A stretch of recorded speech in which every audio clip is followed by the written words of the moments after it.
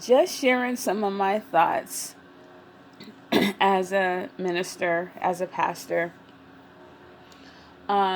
These individuals do not go to my church, so don't get any ideas of trying to figure out who I'm talking about, because I'm not talking about anybody per se. But yesterday was an interesting day for Pastor Cookie, because I was given a request by individuals to pray for them. There's one problem with this request. I have no problem with prayer, because prayer is powerful and prayer helps people and prayer works. I know this for myself. However, these individuals who wanted prayer, hallelujah, did not like me. Did not like me and showed little respect for me. Even when I showed them love, extended love and respect to them, I did not get that in return. So, as these individuals asked me for prayer, the first thing Pastor Cookie did, guess what she did? Can you guess what I did? Could you guess? I laughed.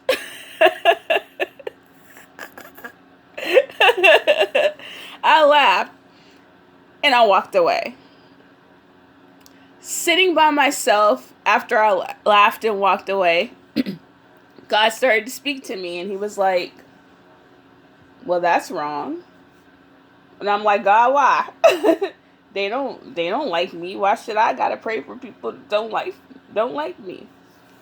And God brought back to my memory that there was probably some people down the line who didn't like me at all. And they prayed for me. God also reminded me that he, at some point, loved me because I'm his child, but didn't like me because of the things that I did. And yet, he accepted my prayers. So, as God began to speak to me on that, I walked back to these individuals and I prayed for them.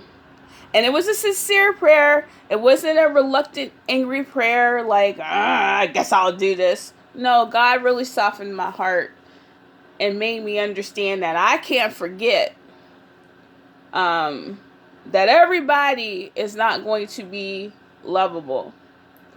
Everybody that's going to need me might somewhere down the line hurt me, but what I'm here to do is to put God's love on display. What I'm here to do is to make sure people understand just what the contents of God's love is. And that is done by my actions and my motives towards those who are seeking and searching for God. Had I not prayed for those individuals, and they know to some degree that I know that they don't like me, and I'm sure after I kind of laughed at them and walked away at first, they probably figured out, well, this chick probably don't care for me either. But in efforts to refocus and recover what the devil tried to sabotage, is that I submitted to God's authority and prayed for these individuals. And at the end of the day, it did make me feel better as a person. Sometimes in the kingdom, you get your heart ripped out. You get your heart ripped out, you get it ripped out, you get stepped on, you get spit on, you get slapped in the face. But at the end of the day, Jesus took a lot of stuff for us so that we can come to the knowledge of his love. And sometimes there are people that need extended grace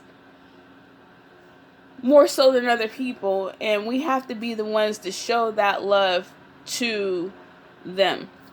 Now, Jesus dealt with a lot of people that didn't love him.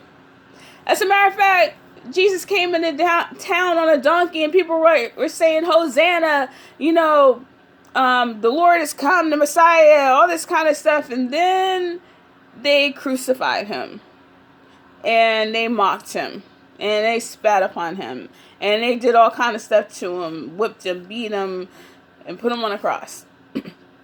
Jesus also spent time with his disciples. Judas was one of them. Judas spent all his time with Luke, James, John, Matthew, going around seeing different things, seeing the same things that was recorded in those books. And guess what? Jesus told Judas on the night that he was going to be betrayed, I know you're going to betray me. Could you imagine being a God, still extending the same love, the same respect, the same patience to an individual that you know is going to be responsible for killing you? That you extend to those that you know care more about you.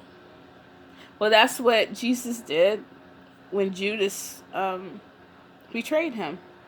Because Jesus had to be a reflection of his Father in heaven and show that type of love regardless of anything. Now, there was also a dude in the Old Testament named Jonah who was sent to Nineveh to pray for people. Jonah told God, heck no. Just like I told God about those individuals that I didn't want to pray for. Jonah was like, heck no, I ain't going there. Those people don't deserve to pray. Kill them all. Kill them. Get rid of them. For all I care.